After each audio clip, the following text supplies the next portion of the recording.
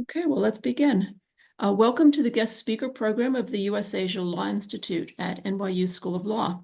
I'm Catherine Wilhelm, Executive Director, and today's topic is foreign investment into Japan, and in particular, foreign takeovers of Japanese listed companies.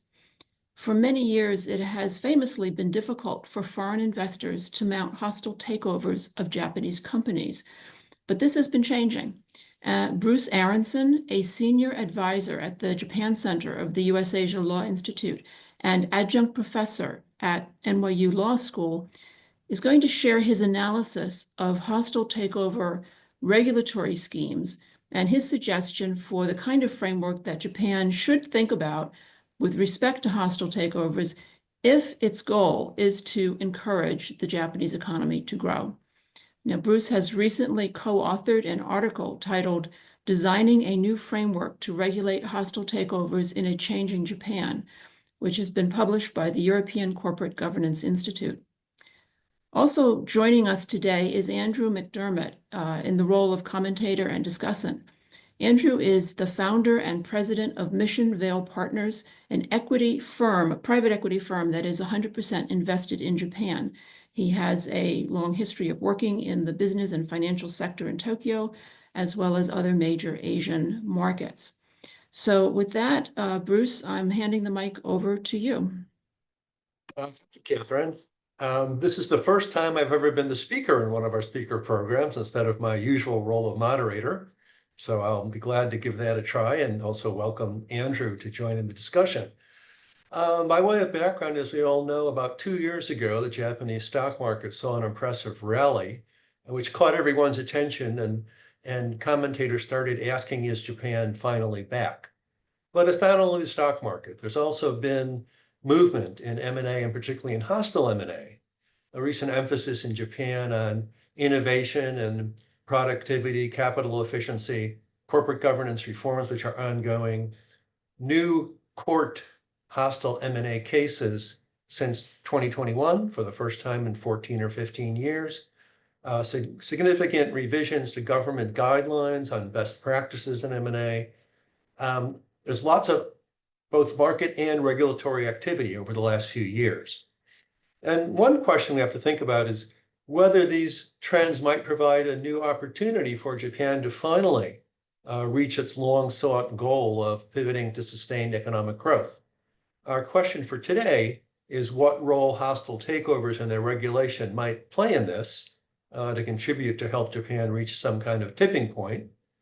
Would a more welcoming attitude in Japan toward hostile takeovers help lead to the old paradigm or stereotype of Japan as being kind of a fortress which doesn't welcome foreign investment to a more global system which is more market-oriented? How might takeover regulation in Japan be reformed to further aid this process? So I'm going to start today by summarizing my 95-page paper in 6 minutes, and then we'll start talking to Andrew. So the goal for this paper is really to come up with something useful for reform in Japan. To date, the two well-known active hostile M&A markets are the US and the UK. Most comparative scholars have looked at Japan and other countries and said, well, which one are you going to be close to? Neither one is easy to imitate. They both have their own distinctive features, which other countries do not have. And the result has been that these kind of models have not been very useful to places like Japan and elsewhere. So our goal for the paper was to rethink comparative theory of takeover regulation, come up with a adjusted or new model, apply that to Japan, and then make recommendations for reform. Along the way, I think people are a little bit skeptical of change in Japan sometimes, and we need to think about evidence if there is real change and in what direction. So briefly, when Japan first encountered hostile takeovers in the 2000s, they had influence from both the US and the UK, probably more from the US, but there wasn't much law to apply. Courts needed to make decisions. Things were very incomplete. From one of the big cases at the end, a Supreme Court decision Japan obtained a reputation as being very hostile to foreign investors. That didn't matter for a while, but as I mentioned, now there is recent change, both greater needs and new opportunities. On the economic side, we had growth policies exemplified by Abenomics.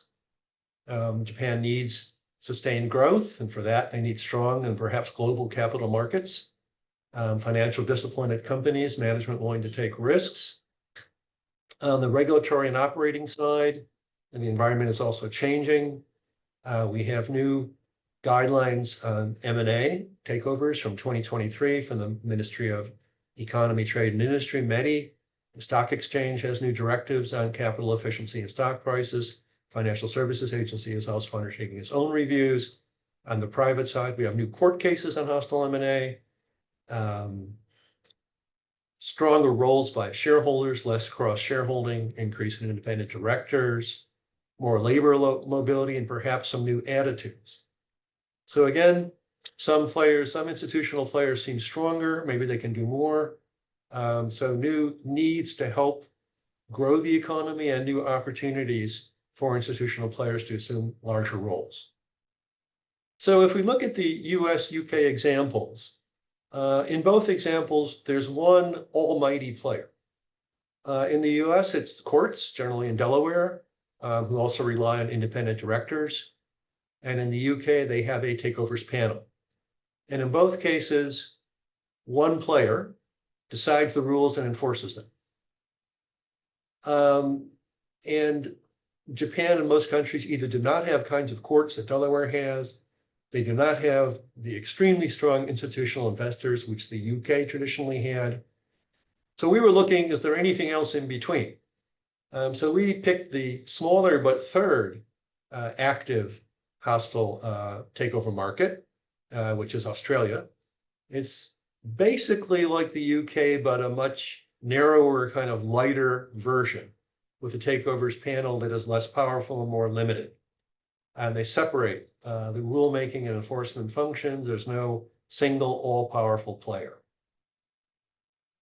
So in a comparative framework for takeover regulation, what's important?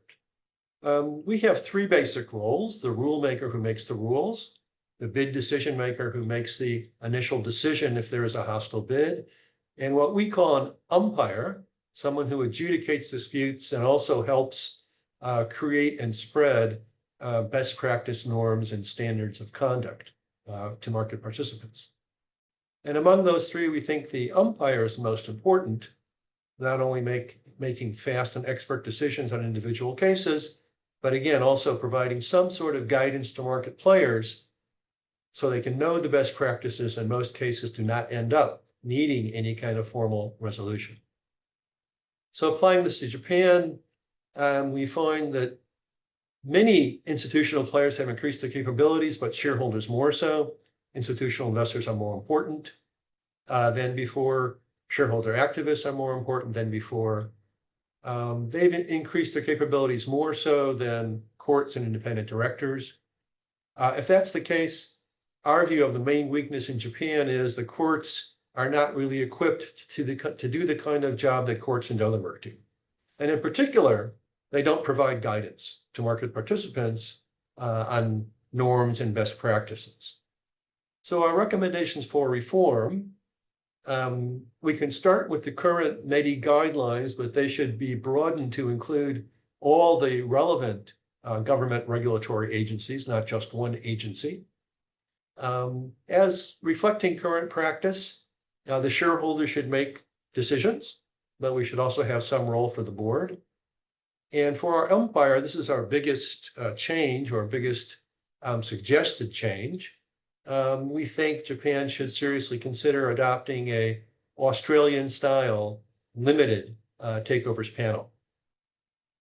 So the immediate goals for the umpire would be speedy expert decisions on cases and more detailed guidance for market players.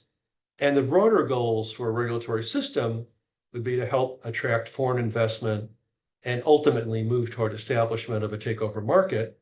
And both of these would presumably result in both robust capital markets and help with sustained economic growth. So I didn't time myself, but I think I made my 6 minutes more or less. Um, Andrew, would you like to spend just a few minutes on your initial reaction to the thesis and the questions? Sure. Thank you, Bruce. And Catherine, thank you for that introduction. Although I do want to make an important distinction. I am not at a private equity firm. In fact, quite the opposite. And that will become apparent probably throughout the next 40 minutes or so through my my comments. But I do think that one very important new player that is going to inform our discussion is private equity and the way that they operate. Because in recent times, I've been involved in Japanese equity markets for 25 years and personally involved in several of the original hostile takeovers, the Nippon Broadcasting, the Nico Cordial, and several others that didn't happen but perhaps should have. But the advent of private equity is a very big difference because they have the resources, as Bruce said, um, to really overwhelm everyone else. I would just I operate from practical cases, and my observation is that as shareholder cross holdings have declined, the the laws on the books in Japan right now, contrary to common belief that Japan is a difficult place for hostile takeovers, they're actually quite easy. They're not staggered boards as are in the U.S.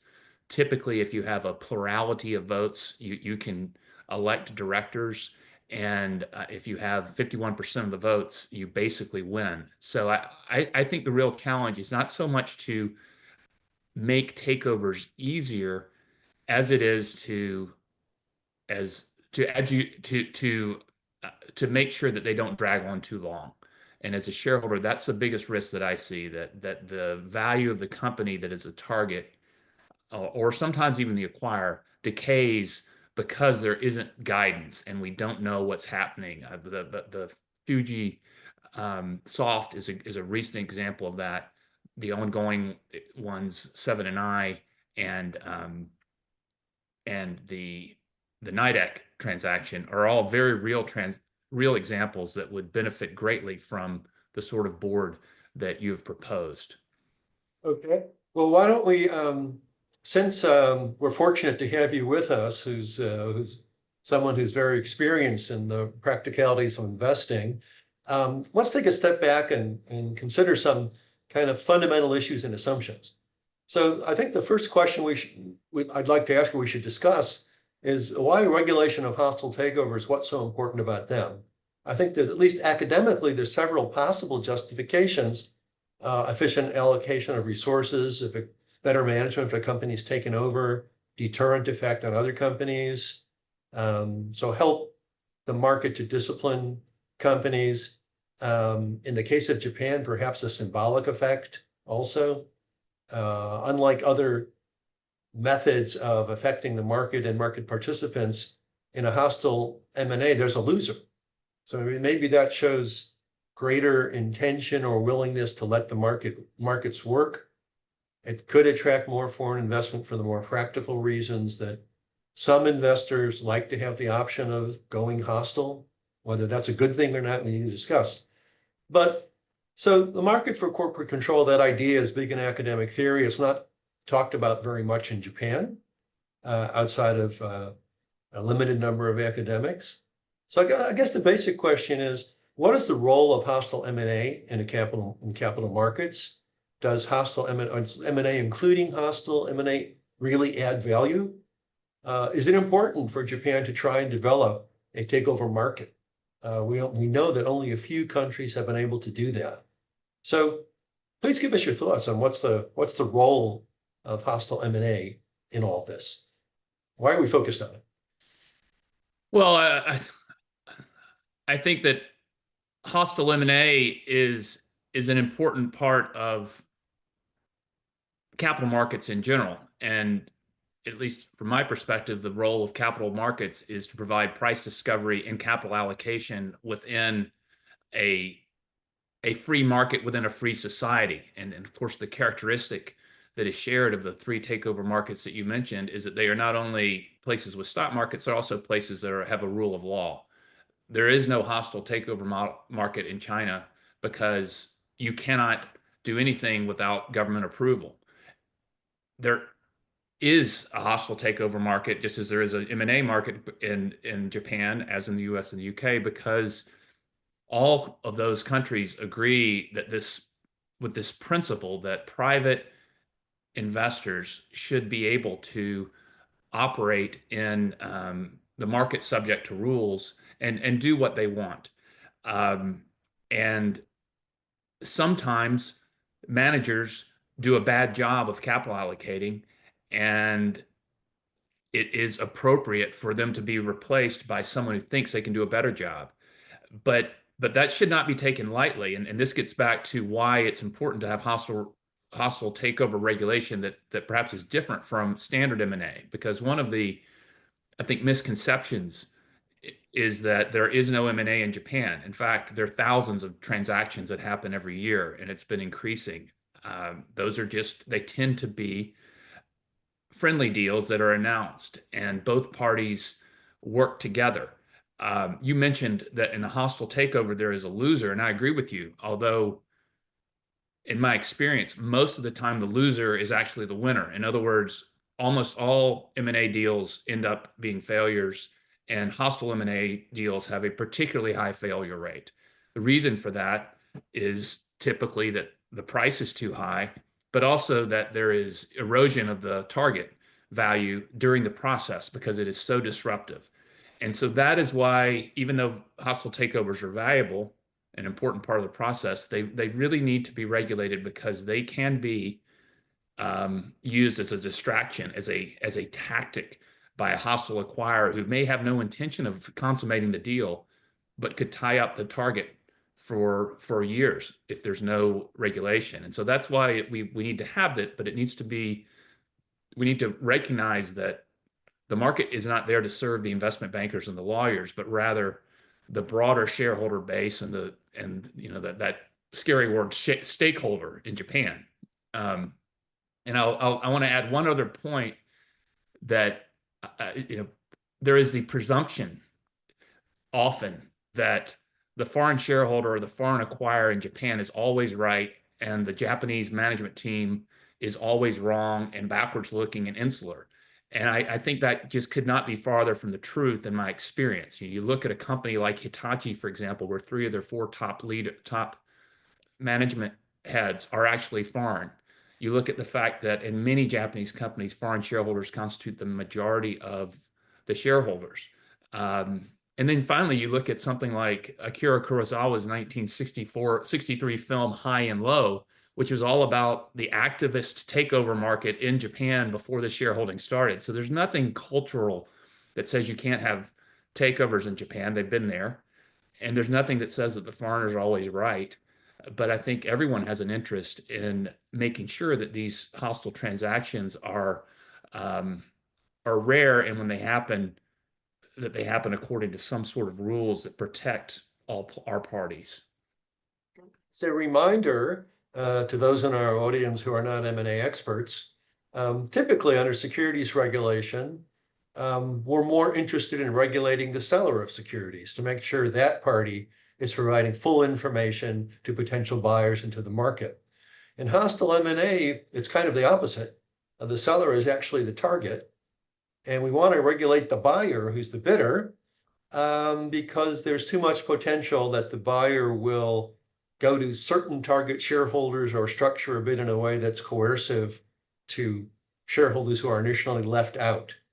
And that's a big enough concern that hostile M&A regulation tends to go farther and have somewhat of a different focus than our typical securities law regulation. So your point about having rules that are fair to all parties, I think, is very well taken. I'd like to move on to another big assumption. Even before Abenomics, all the growth policies in Japan, but particularly Abenomics, emphasize the importance of corporate governance reform as a key factor to spurring sustained economic growth. And that's my area of research and interest.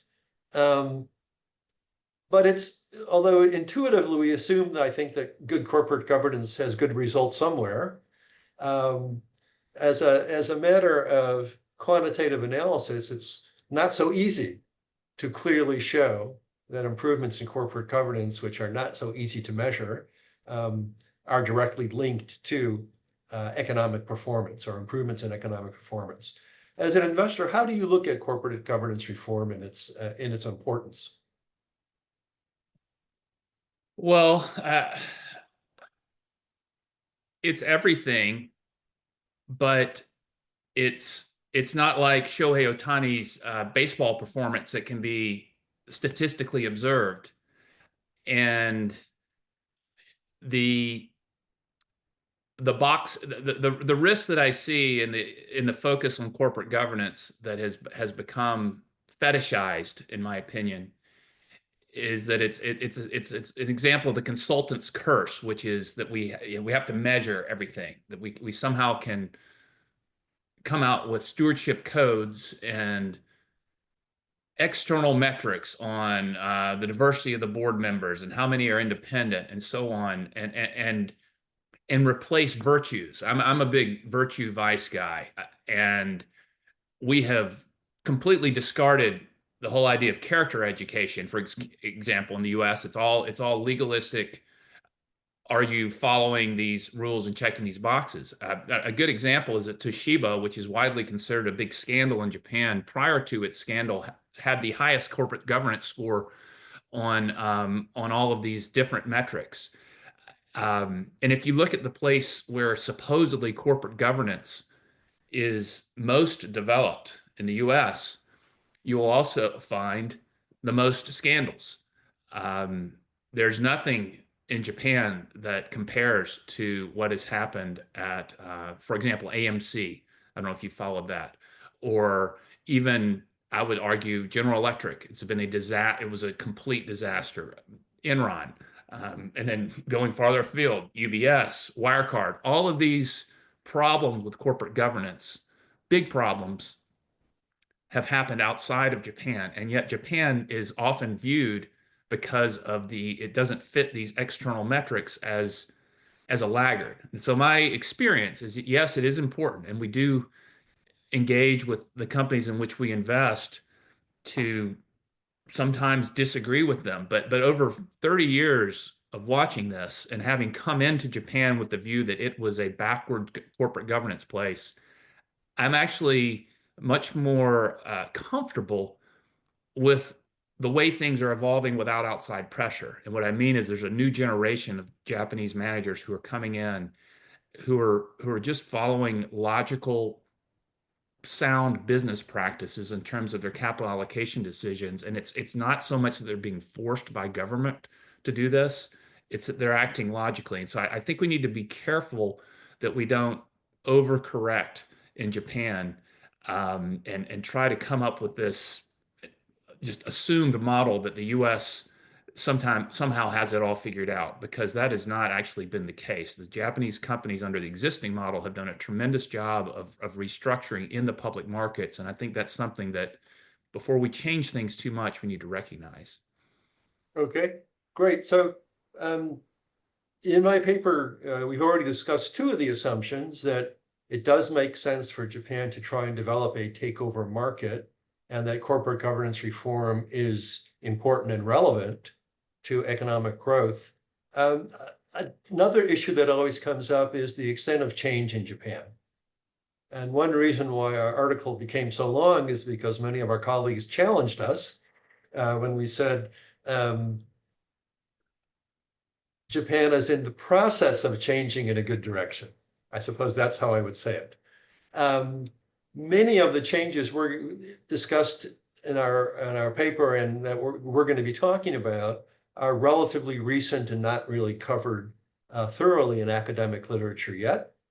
There has been some pushback to the idea that Japan is coming back now, at least certainly for stock market measures.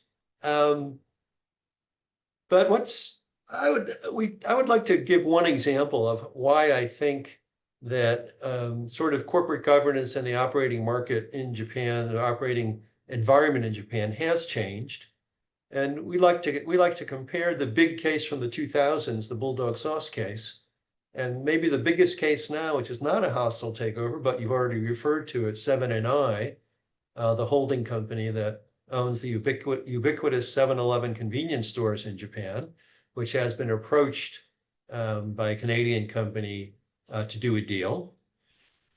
In the Bulldog Sauce case in the 2000s, management essentially paid greenmail to a foreign investor, probably not in the best economic interest of the shareholders. It was easy for management to arouse public sentiment against the foreign acquirer in a way that, again, might not have been completely economically rational or helpful for shareholders. Looking at the events of the last year or so for Seven & I, we don't yet know how that case will be resolved. But I do get the strong impression that management no longer feels it's possible to simply ignore shareholder interests. And I think that's because of some of the changes in the corporate governance environment and operating environment. We discussed in our paper, you mentioned less cross-shareholding, a more active role by institutional investors, both domestic and foreign, and other situations or circumstances which make it that management is not completely free to disregard other interests and just keep going the way they would probably still like to, but have trouble doing it. Do you have any thoughts either on that specific case or more generally?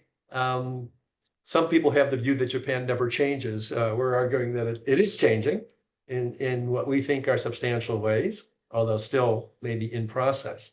Do you have any thoughts on that specific example or more generally? And how do you look at sort of the changes in the operating environment in Japan? How significant are they? Sure. Well, let me start with, let's go straight to the heart. This is an email from a friend of mine who, and I won't give his name, but he's been on 8 corporate boards. The second one that he joined was one that we were in a conflict with a Japanese company. We own 20%. And there was a foreign acquirer that we knew was interested in the company. And rather than deal with this foreign acquirer straight on, we only knew about this because we're the largest shareholder and they had contacted us. But the management never told anyone that they had this bid. And instead, they negotiated a friendly bid with another Japanese company, which we were also a large shareholder of. And we were very unhappy with that. But we did negotiate the right to put in a director on that board, and he went on and he's been on 8 other boards. And here's what he has to say. This was an email he sent me a few weeks ago. The governance environments in which boards work in Japan has changed greatly since the Abe reforms, and the actions of the TSE, FSA, and METI have really impacted corporate behavior. The financial institutions themselves have been pressured to sell down strategic shareholder holdings, and so on and so forth. So here's a guy who's been on boards for 20 years. I've known him, I've seen what's happened, and I can tell you that there has been enormous change. And in fact, that company that we mentioned went on to massively outperform our expectations and the Tokyo Stock Exchange and the Topics Index over the next 20 years.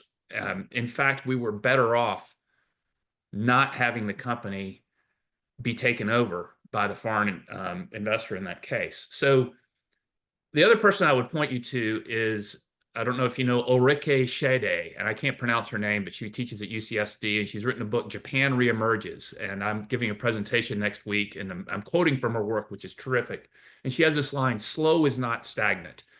And I would say that is a great way to look at these changes. It is inaccurate to say that Japanese companies did not ever listen, managements did not listen to shareholders. It's just that the shareholders were their customers and their banks. And so they were, in the Bulldog Sauce case, and I was very involved in a lot of transactions with the activist shareholder there. It was called, a group called Steel Partners. Steel Partners did not speak for all shareholders. And today, there might be a different mix of interest, but it was absolutely true that customers and bankers have different interest from shareholders who are independent of those ties. And the best example of that, I would say, in Japan is the GPIF. And the biggest driver of change has been the shift of shareholdings from customers and banks to domestic shareholders like the GPIF, and their drive, their gentle but consistent encouragement of management to focus on the operating profitability of the companies. And so I think that has been something that's consistent. And I think that these takeover codes and all the things we're talking about are the natural evolution of that change in the shareholders. And it's not the problem with this discussion is often that the person complaining is a foreign shareholder who wants change right now and doesn't recognize that there is a 20-year process that's been going on. And the fact that Japan doesn't operate exactly the way the UK or exactly the way the US operates is a feature and not a bug. Okay, so slow but steady is good. I think so. And I think that, in the Bulldog Partners case, or the Bulldog Sauce case, and you know this better than I, but if I recall, it did go to court and there was a shareholder vote. And the shareholders just voted against the activist. And I believe that the judge said, well, what else do you want us to do? That this is not, the fact that you don't agree doesn't mean that this isn't, that shareholders don't have any rights. It's just that you don't speak for all of them. And as I said at the time to Warren Lichtenstein, who headed that group, and as I say to many other shareholders, there's nothing stopping you making a bid for the company if you're just rather than complaining. Now, 20 years ago, you could have made a bid and it wouldn't work because of the cross holdings. Today, make the bid and let's see what happens.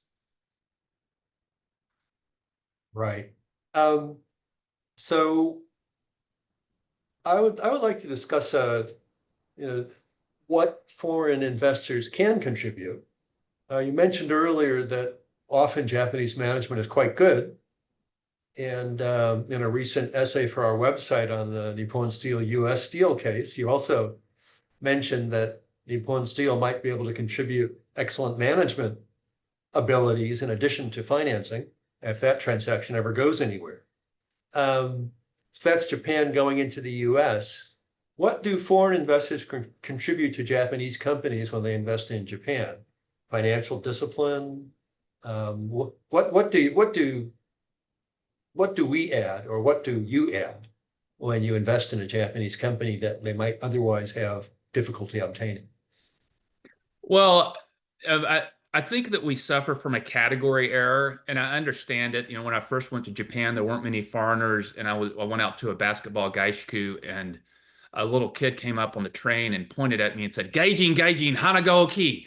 And he just thought that was so funny, which for non-Japanese speakers means foreigner, foreigner, your nose is big. And, we often are characterized as a group because we're big-nosed foreigners, but there is a world of difference between the interest of Steel Partners, who you mentioned before, and Warren Buffett, who just last week increased his investment in Japan, the only place in the world that he is investing right now. And a couple of years ago, when asked about his managers, he said, "Our Japanese managers are really wonderful partners. I don't have anything to do. They're in our meetings. There were moments of learning with them. They often act far better than our US managers." These are all from Warren Buffett. Now, he's the most respected investor in the world. I've met with him personally to talk about Japan. And then you have a whole group of shareholders who are activists, who are there, who've been given money by their clients to go and change Japan, whose purpose in life is to stir up and agitate against companies. If they were to say, "Hey, these managers are pretty good," they would have to give their money back. So you have a giant difference. And then in between, you have index holders, companies like BlackRock um, and State Street, who simply own the index. And there are a lot of, and in Japan, you have the same thing. So I think this idea that foreign investors speak with one voice, there have been many cases. There's a case right now where we have 3 different activist groups making differing proposals to our company. So we have a proxy, and they don't all agree. And they are foreigner investors in the same company that, they're all unhappy, but they're unhappy for different reasons. So I would say that we have to be very careful what we wish for in Japan. We have to look at what American investors have done to the US, which is basically deindustrialize it and financialize it. And you look at the problems at Boeing, you look at the problems at Intel, all of those things have been created by a quote foreign investor base that has so prioritized financial returns over operating excellence that we now depend on Japan for the everyday necessities of things called making things work. So I would say that what can foreign investors add? I think it's a diversity of opinions. I think it's certainly it's capital, but the drum I've been beating on is what can foreign investors learn from Japan and how they've operated, and how can this be something where we collaborate? So to the extent that it's Warren Buffett, it's teaching Japan to have confidence in its own capital markets. The biggest problem in Japan is that foreign investors dominate the discourse. You almost never hear a Japanese institutional investor standing up and speaking out with his or her voice. And that's the biggest difference, I would say, between the US and the UK and Japan. In the US and the UK, there are domestic investor bases who speak, and in Japan, they're silent. So learning to talk like the big nose foreigners, I suppose, is the GPIF is a silent giant, but you never hear them. And that's because they're part of the government structure. You need to hear from the domestic investors, from the Daiwas, the Nomuras, and so on. But unfortunately, those guys have spent most of their time and energy investing outside of Japan. And so that's what we need to change.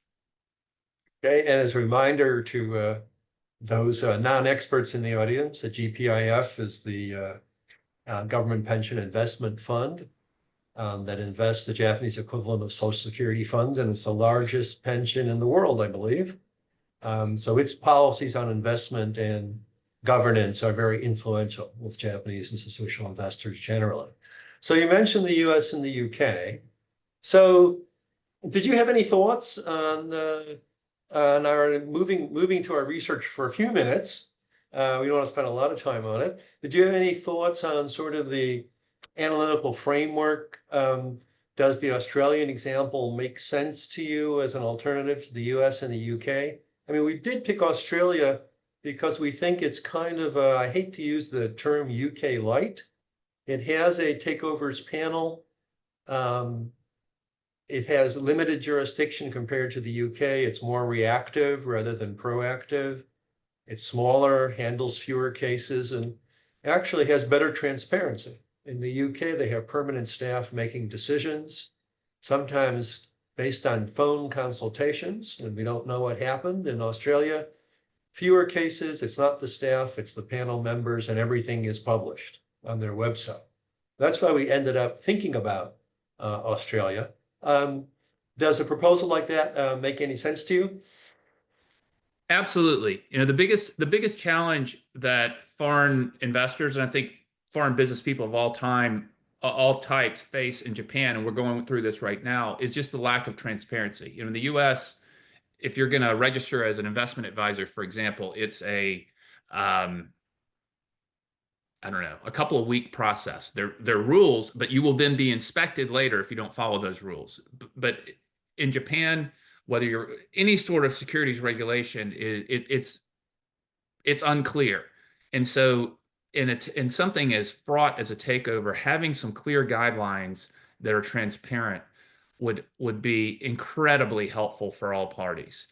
I do think that in order for that to work, the rules on acting in concert would also need to be clarified so that for that panel to work the way you've described it in your research. And I think it's the best way to do it for sure, because I think having a small, nimble group that can react quickly, but that is transparent, is good for Japan, but where you have a problem is in what does it mean to be acting in concert? Because right now the tactic that's being used by activist and private equity firms is for the activist to kind of pre-sell its shares to a private equity group. You've seen this in Fuji Media, you saw it in Toshiba, and in other jurisdictions that would not be legal. Or if you were going to form a group, there'd be some disclosure around it. And I think the commentary of Watahiki-san, who was a director of Toshiba, who was pushed out, it is something that's really important to look at, because she said, and I agree with this, that a small group of shareholders were able to control the entire board and effectively exercise control because of their ability to act in concert. So in the US and the UK, both of those systems are very careful about how they define acting in concert. And so for this takeover panel to work, you really need to know who's on what side. And of course, the panel can help provide guidance and timing, but I think acting in concert rules really need to be beefed up to allow your umpire to know who the players are. It's like, it's okay if you have an umpire, but if the rules allow one team to all of a sudden in basketball have 7 players on the court at a time and the other can't, well then, and there's no rule about that, then the umpire can't, it's not a fair game, even if there's an unbiased umpire. So another area we need to beef up regulation. I would say very specifically regulation around acting in concert. And then your takeover panel, provided with that clarity, is a really good solution, because it allows it puts a timetable in it. In the 7 and I case, it would say to Circle K, if you are going to make a bid, you need to make it in the next 6 weeks, and it needs to be available to all shareholders, not just one. And if you're going to, on the other side, if the Ito family, as they have talked about, this is the founding family of 7 and I, if you're going to make a bid for the company, then you can't vote on it.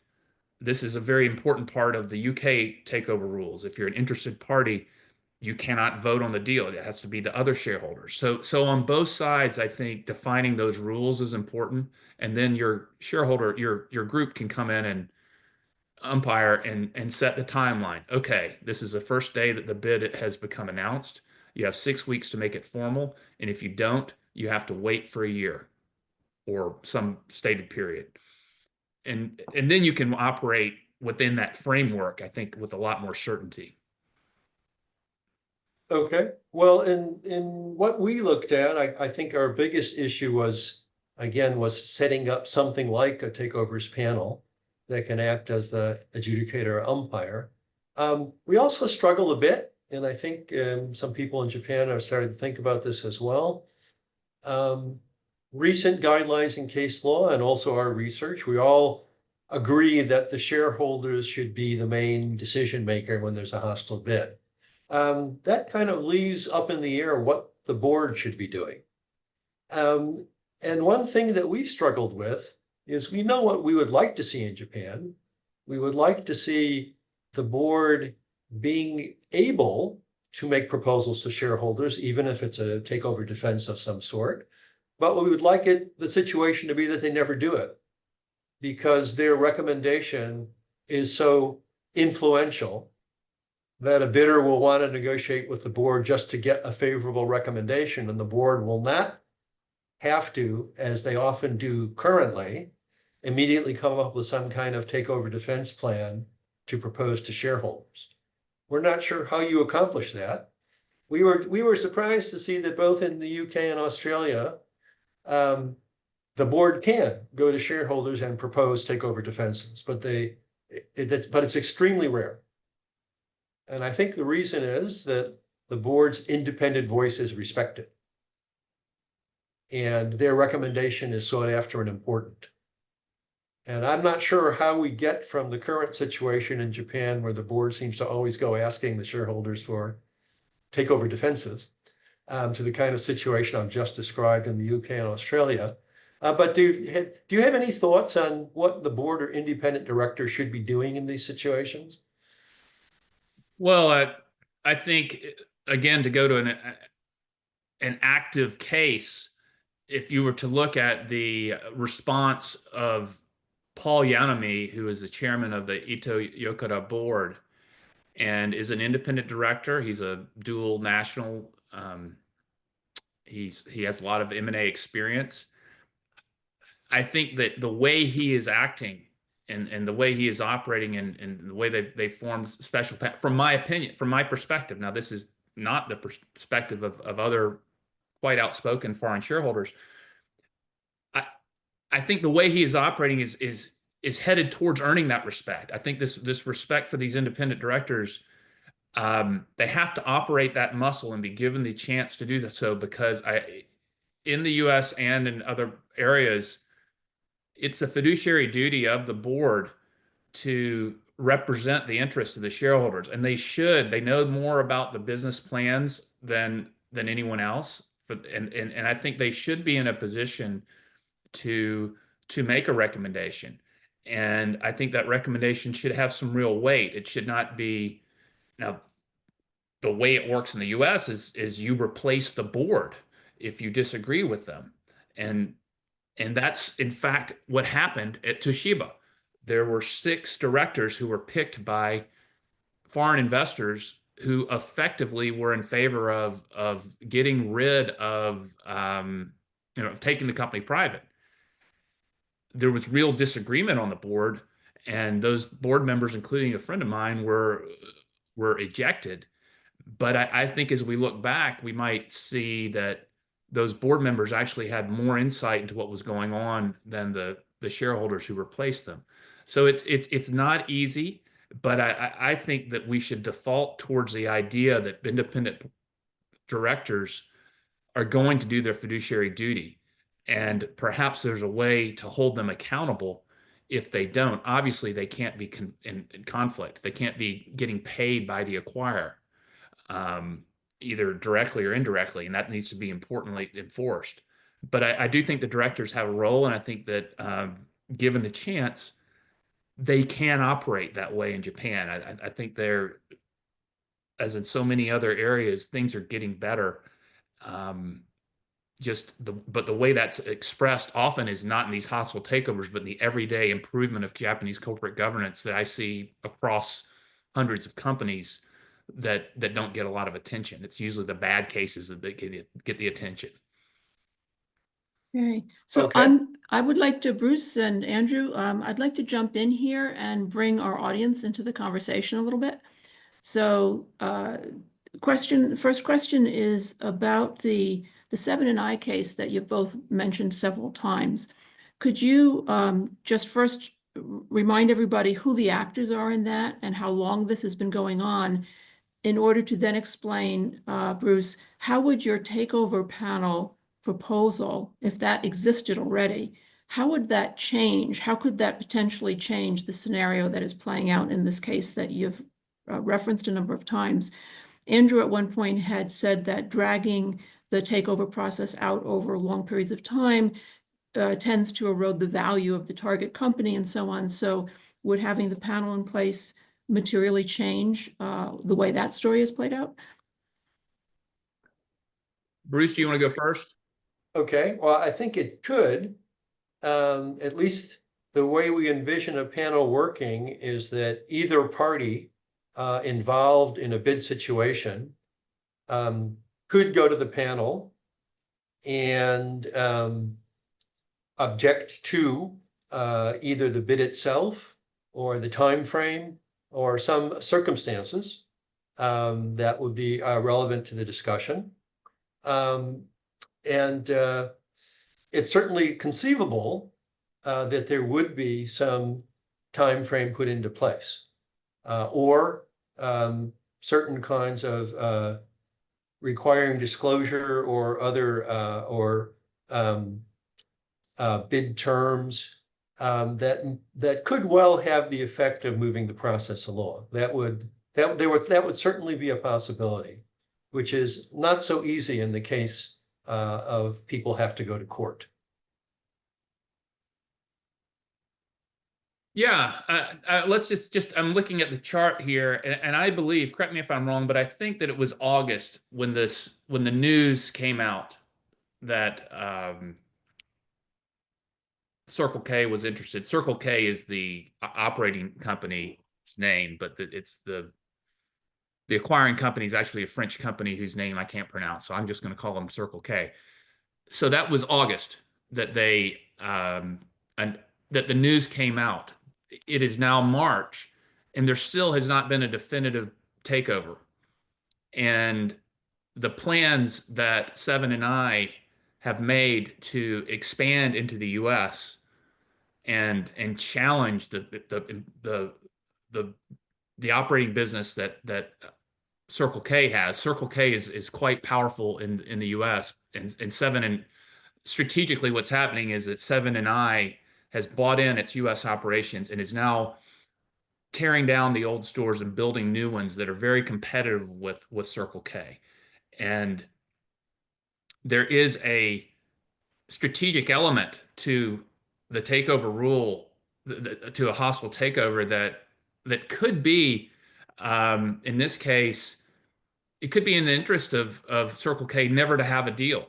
But this transaction has been has consumed so much management time without actually putting a deal on the table that we're now 8 months into it and we're not even close to a deal. So a takeover panel would have said, okay, in August, if you guys are serious about making a deal, then you have 3 months to make an offer, a non-binding offer, or a full public offer.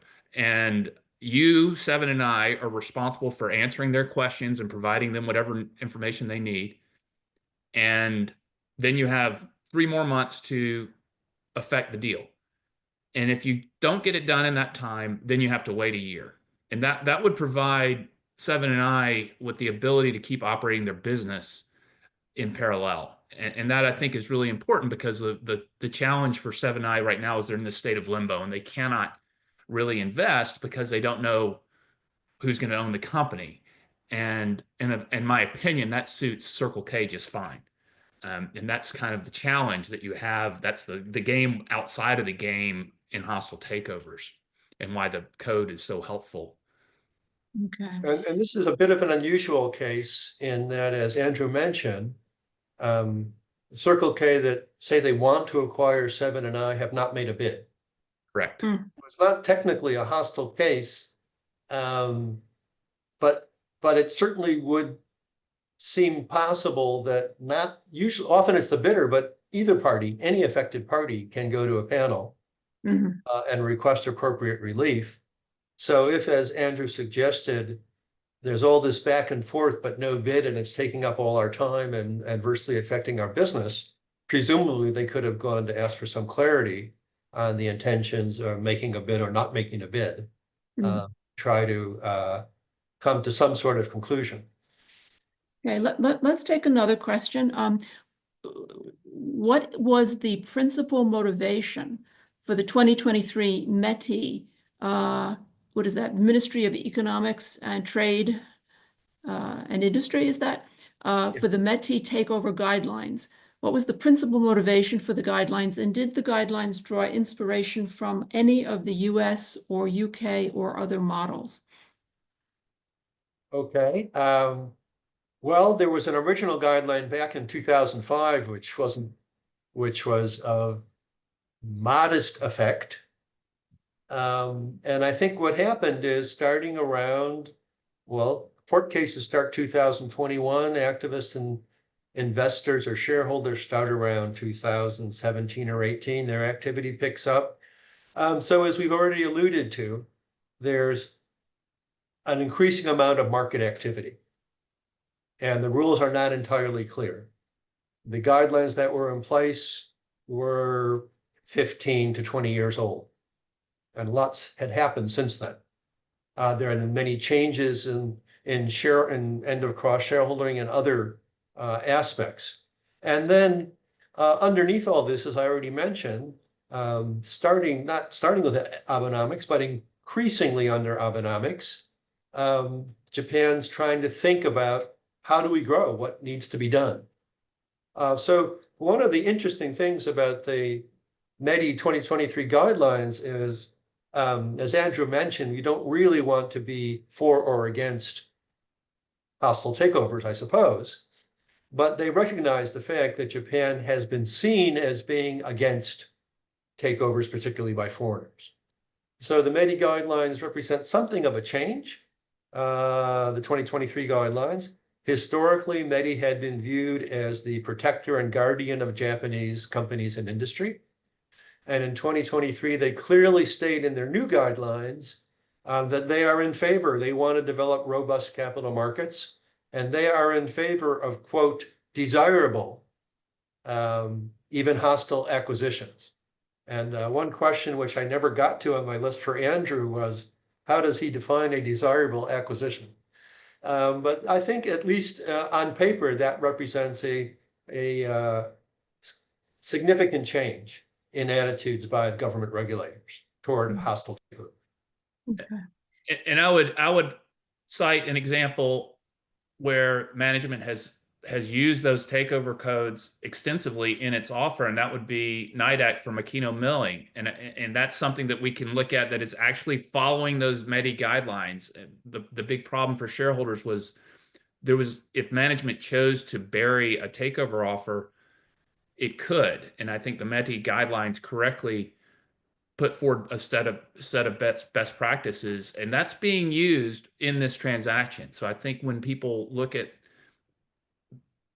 whether hostile takeovers are properly regulated, watching this Makino Mill NIDAC transaction is probably even more important than the 7&I one, even though it's much smaller. And if it works, there's a strategic rationale that NIDAC has put forward, which is we can pay a premium for you, but by putting you together with our other machine tool businesses, we will collectively be able to do larger orders and operate in foreign markets against Chinese competition. And that is a value creating transaction, even at a higher price.